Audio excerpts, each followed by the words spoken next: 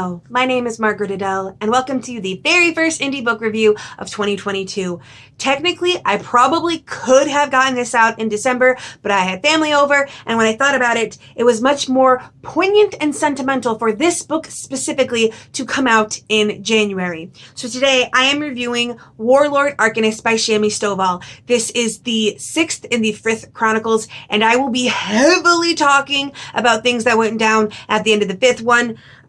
But maybe some references to books that happened previously. So obviously, if you are not already up to date with this series, you're going to want to go check those out. I will have all of the other reviews for those books down in the description below. But it felt very poignant to me to have this specifically coming out in January because Shami Stovall, if you've been on my channel for a hot minute, you may know this, was the very first indie author to ever send me a review copy of their work. I did not seek out the connections with indie authors that I have now. She came to me first after seeing another channel or another video series I had on my channel reviewing or looking over indie books, and she decided to do it.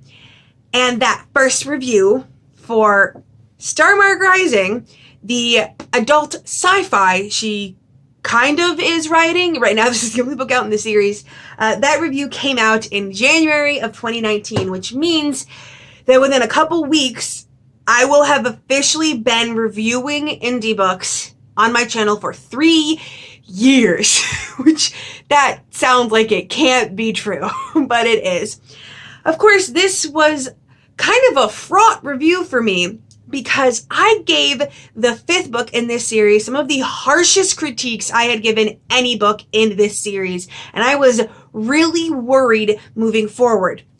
Now, the biggest 2 critiques I had of the 5th book were, one, that Volk felt way too protagonisty, that too many things seemed to revolve around him in a way that felt unjustified, considering the fact that I believe at the time he was technically still only a journeyman, and 2, despite the fact that he was a true form arcanist, or I guess it's arcanist, but like, I've been saying arcanist for so long, despite the fact that he had a true form Eldrin, it didn't feel like it mattered.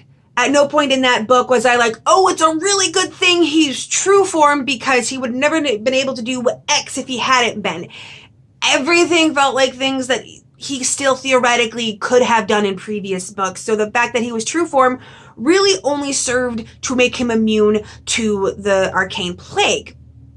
And so I was really nervous about how things would continue going on into this book. And of course, spoilers from the 5th book, major spoilers. This is your warning if you have not clicked off yet.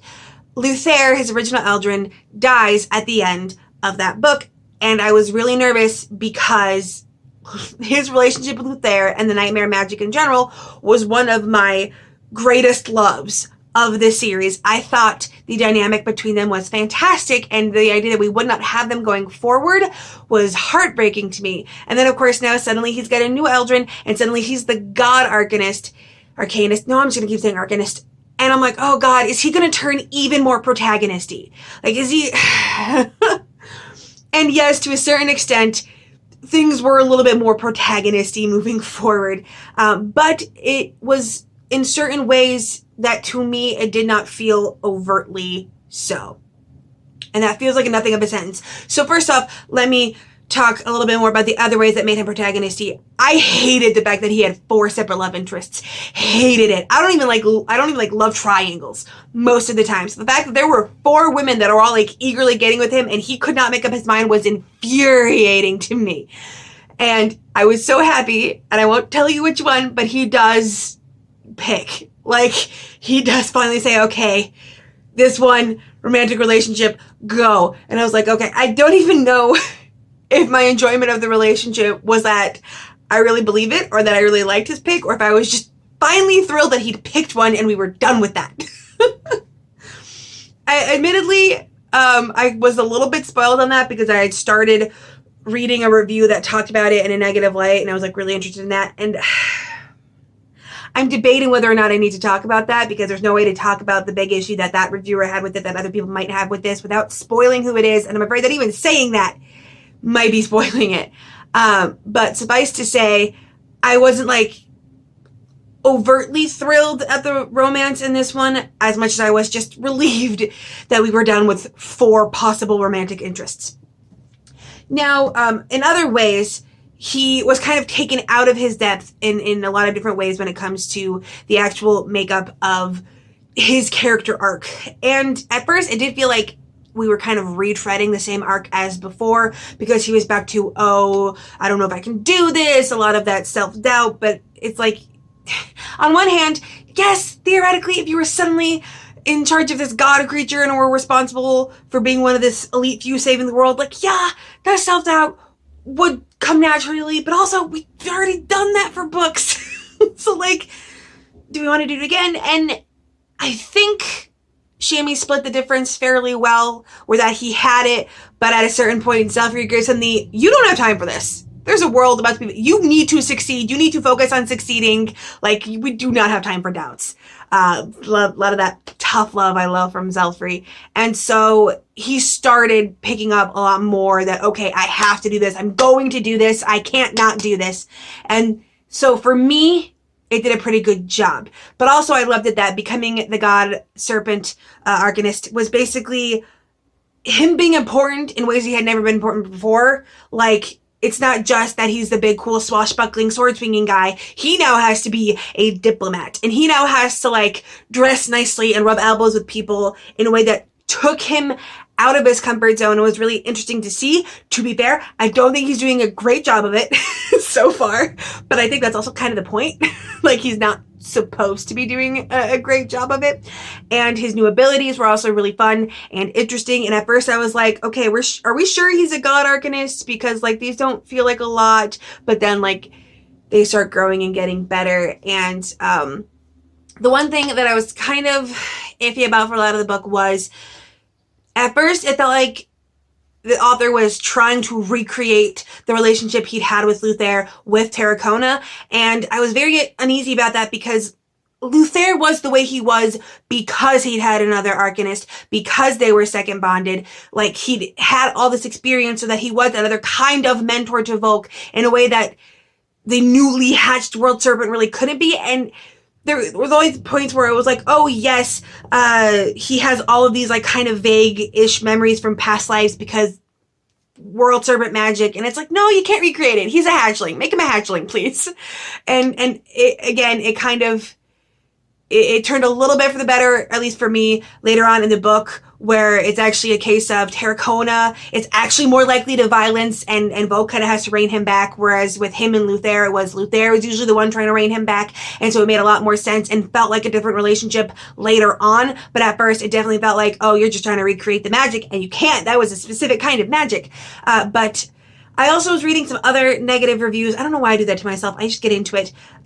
Maybe because I want to see what other critiques there are and how I feel about them. But I noticed a lot of people maybe were kind of low-key tricked by some literary tricks that Shami Stovall used in previous books, because I saw so many people that were like, they sat around doing nothing for so long in this book. And to be fair, they spend a lot of time sitting in one major compound, mostly because that's always in Shami Stovall's books in this series. The trick is, and the reason a lot of people didn't notice it is, in a lot of cases, they are in a way traveling to somewhere.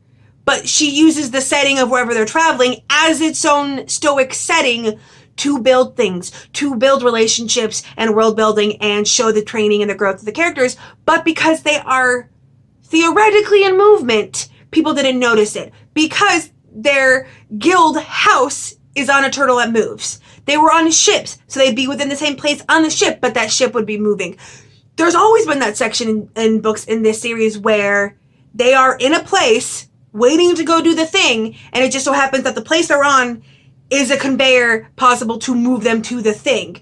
But the big lull in the center of the book where it's all just character building and world building and showing the creation or the betterment of their abilities has always been a factor of Frith Chronicles books. That's literally always been there. That's one of the reasons why I love them. I love getting to see the bit by bit build up in their abilities.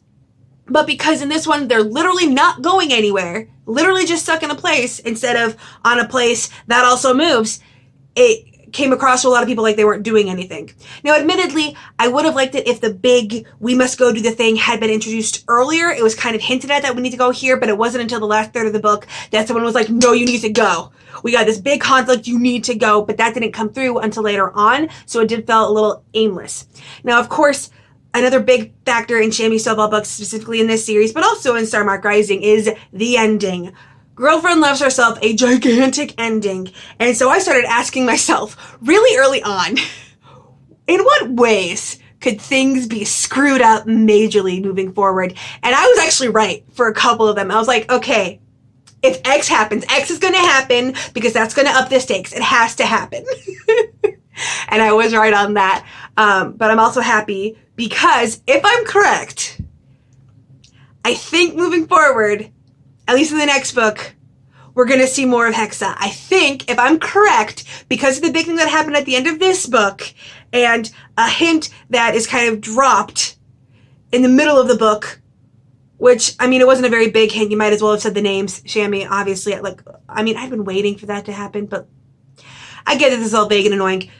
Suffice to say, I think Hexa is going to be a way bigger character in the next book because of what happens at the end of this book and the big, oh gosh, we need to go do the thing that is introduced at the end of this book, which I'm really excited about because, as I've said in multiple other reviews for this series, I think Hexa is a fantastic and very underutilized character. She is the battle-hardened, over-the-top, himbo basically lesbian, and I freaking love her. And while yes, the big thing did screw up the status quo, if I'm right and it means we get more Hexa, I'm really excited. But regardless, there were several other things. Of course, a giant battle, because it's not a Shami Stovall book if you don't end with a giant messing up the town battle. But some very grotesque things. One of my favorite things in these kind of books is where after the fight ends, not only is the villain defeated, but characters are indelibly changed. They're different. And also, random side note that I just realized, I didn't bring this up before, gay pirates! Evil gay pirates. There's evil gay pirates in this. So, chef's kiss. Love it. Thank you. Anyway, so the ending had a bunch of gigantically big things and set up, 1, 2, 3, 4, a lot of different issues, including one absolutely gigantic one that I cannot wait to just monologue about in the next review. Obviously, I'm not going to spoil anything, but anyway, Shami knows what I'm referring to. Regardless, this was a great book. It wasn't necessarily absolutely perfect. I think the third book is still my favorite, or maybe the fourth book. It's hard to tell. Anyway, this one, for me at least, solved a lot of the issues I was having with the last one, so I gave it 5 stars. I know I did give some other critiques, but at this point, they're so minor compared to a book that's so big that if a couple things are wrong in a book this size, it's not worth a star. So anyway, I would highly suggest this one. If you've liked the series so far, you're going to continue to like it. I also noticed some negative reviews that were like, I've been struggling with this series. And how did you get 6 books into a series you were struggling with? Anyway, highly enjoyed this one. Whenever you want to send me the next one, also, yes, please, Miss Stovall. But also, before I forget, please let me know in the comments down below if you would like to see a review of the Arcanist Fables, the little short story collection of other characters in the world. I did get this from the author as well, and I've been debating whether or not, because usually sequels to books and extras in books don't get a lot of views, but this series also gets some of the most views out of any of the indie book reviews I do, so it might even itself out, I don't know. But if you're interested and you would like to see a review of the little side stories book, please let me know that as well. I am once again open to review requests from indie authors of any sort. I will be more likely to say no than usual just because of in real life things, but if you're interested, I will have my email and the review policy down in the description below. Be sure you read that before you submit the request. With nothing else to say, I hope you have a wonderful day and a marvelous tomorrow.